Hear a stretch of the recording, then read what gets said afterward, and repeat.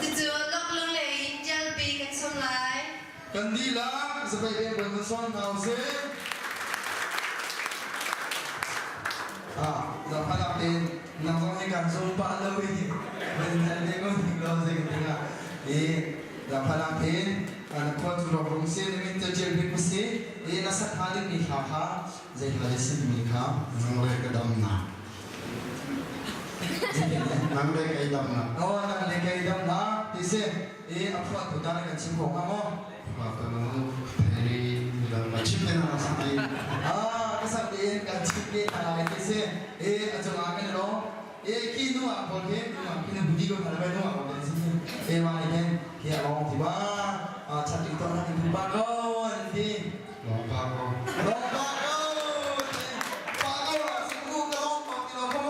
ba câu lọc ngay là để nó chặt đi, khá, chúng ta lọc tóm đi cái ngay, cái đi lá, giờ về cái một son chặt tàn hậu xế.